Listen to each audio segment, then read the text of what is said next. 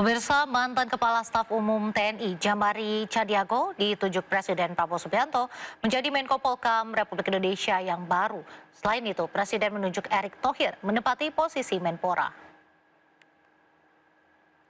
Presiden Prabowo Subianto melantik sejumlah pejabat menteri dan wakil menteri serta kepala kantor kepresidenan tanpa didampingi Wakil Presiden RI Gibran Rakabuming Raka. Letnan Jenderal TNI Purnawirawan Jamari Chadiago menjadi Menko Polhukam menggantikan Budi Gunawan. Sementara itu, Erick Thohir dicopot dari jabatan Menteri BUMN dan dilantik menjadi Menteri Pemuda dan Olahraga menggantikan Dito Aryo Tejo. Selain itu, Presiden melantik juga sejumlah wakil menteri, diantaranya Afrian Syah Nur menjadi Wakil Menteri Ketenagakerjaan menggantikan Emmanuel Ebenezer, serta Farida Faricha menjadi Wakil Menteri Koperasi. Dan juga Rohmat Marzuki dilantik menjadi Wakil Menteri Kehutanan. Presiden Prabowo juga melantik Letjen Polisi Ahmad Doviri menjadi staf khusus Presiden bidang keamanan dan ketertiban dan reformasi kepolisian. Muhammad Kodari menjadi Kepala Kantor Staf Presiden dan melantik Angga Raka Prabowo untuk jabatan keduanya menjadi Kepala Badan Komunikasi Pemerintahan. Gunakan sisa umur untuk kepentingan bangsa dan negara. Pak, melihat kemarin Berapa umur saya, siapa yang tahu? 77 tahun. Ya, sebentar lagi. 77 tahun. Gunakan sisa umur itu untuk tetap mengabdi kepada bangsa dan negara. Nggak ada istilah-istilahan. Tantangan terbesar yang sekarang apa, Pak? Kenapa? Kenapa? Penunjukan apa pesan-pesannya dan lain sebagainya mungkin, Pak? Pesannya itu tadi. Ayo kita sama-sama perbaiki, walaupun saya tahu kita sudah berusia sekian, sisa umur itu kita manfaatkan sebaik-baiknya untuk kepentingan bangsa dan negara. Itu yang disampaikan kepada saya. Pak, tapi melihat beberapa kali ada kerusuhan gitu, Bapak melihat ini seperti apa, Pak, agar tetap aman? Ya itu nantilah, saya kan belum ke kantor. Tapi ada tantangan nggak sih, Pak, melihat kondisi yang sekarang, Pak? Yang harus jadi prioritas, Pak, sekarang? Makanya saya kan belum ke kantor. Dan di kantor saya kan dapat laporan. Baru saya nanti Komunikasi dengan Pak Syafri, Pak? dengan Pak Syafri itu kooperasi dengan Pak Syafri ya, komunikasi sebagai kawan banyak. Kalau sebagai Menko Polhukam demo ricu Pak, yang kemarin, Pak? jadi concern juga di salah satu. Kenapa? Penanganan pasca demo ricu kemarin itu juga jadi concern untuk Bapak atau penugasan dari Pak Prabowo. Sementara beliau mengatakan seperti itu, nanti tinggal saya menjabarkannya setelah saya mendapatkan informasi yang lengkap dari kantor Menko Polhukam. Koordinasi polisi, Berarti ini langsung sertijab ya, Pak? Saya nanti ke sana. Hari ini ya, Pak? Langsung. Iya, langsung sana. Bukan sertijab lah, beliau kan ad interim ya. Jadi ya Kenaikan pangkat istimewa kepada Menko Polhukam baru Jamari Chadiago dan penasehat Presiden bidang keamanan dan juga reformasi Polri Ahmad Doviri. Informasi lengkapnya usai jeda, tetaplah di Sindo Malam.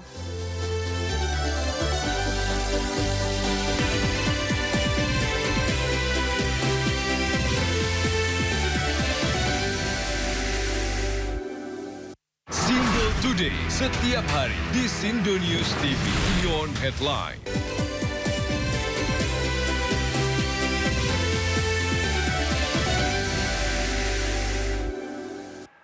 Terima kasih masih di Sindo Malam. Pemirsa, Asosiasi Pengemudi Ojek Online Gabungan Aksi Roda 2 Indonesia menggelar aksi unjuk rasa. Dalam orasinya, massa menyampaikan sejumlah tuntutan, salah satunya adalah perbaikan sistem bagi hasil.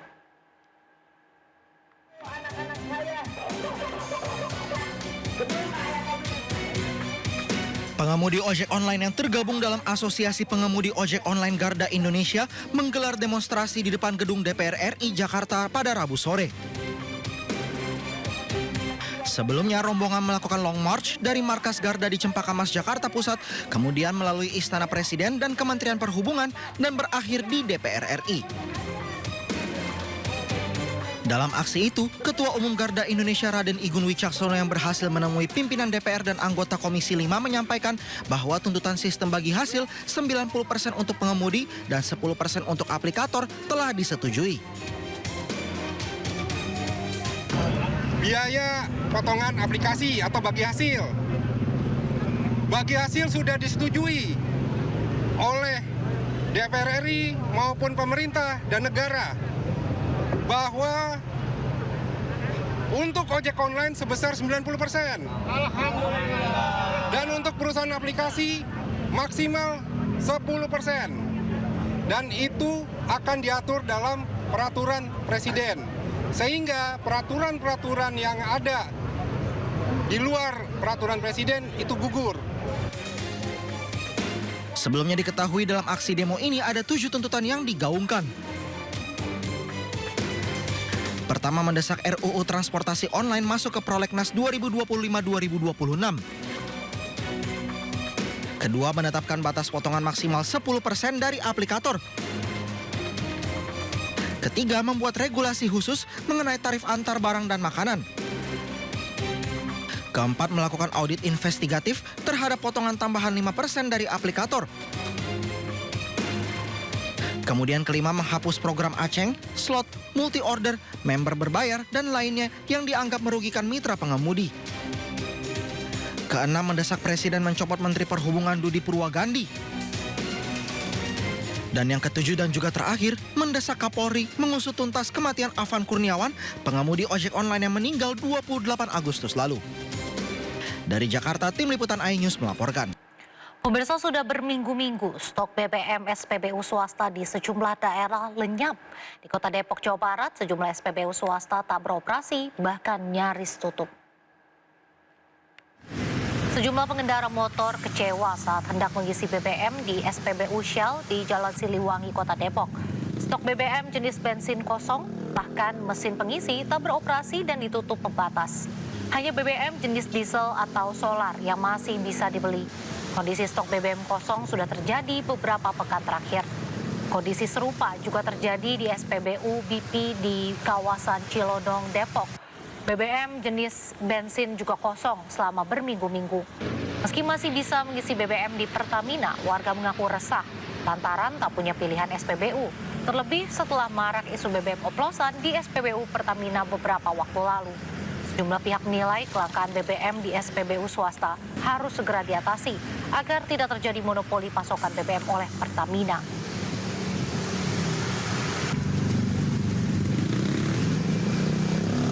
Kelangkaan stok BBM di SPBU swasta tak hanya berimbas pada konsumen, tapi juga ratusan pekerja SPBU. Pegawai SPBU sampai jualan kopi di pinggir jalan karena tak ada pekerjaan. Sejumlah pegawai SPBU swasta berjualan kopi literan di pinggir jalan. Alih-alih mengisi BBM ke kendaraan, para pegawai SPBU ini sibuk berjualan kopi demi mendapat tambahan penghasilan.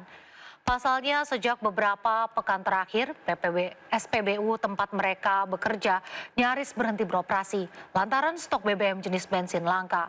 Warganet pun mendukung agar pemerintah mencari solusi atas persoalan kelangkaan BBM SPBU swasta.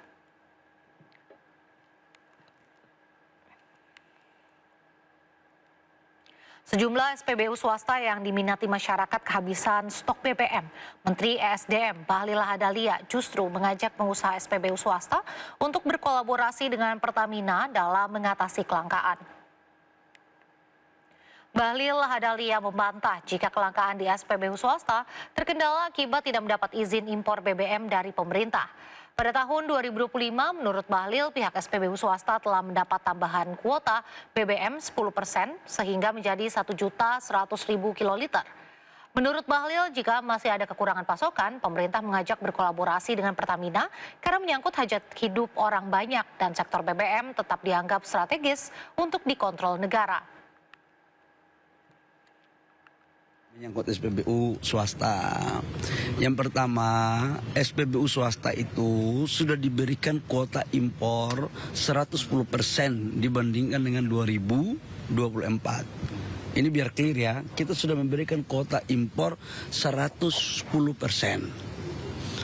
Jadi sangatlah tidak tepat kalau dikatakan kuota impornya tidak kita berikan. Contoh, 2024 si perusahaan A mendapat 1 juta kiloliter. Contohnya, di 2025 kita memberikan kuota impor 1 juta kiloliter plus 10%. Berarti 1.100.000 kiloliter. Nah, Kalau masih ada kekurangan, kita minta untuk melakukan kolaborasi dengan Pertamina.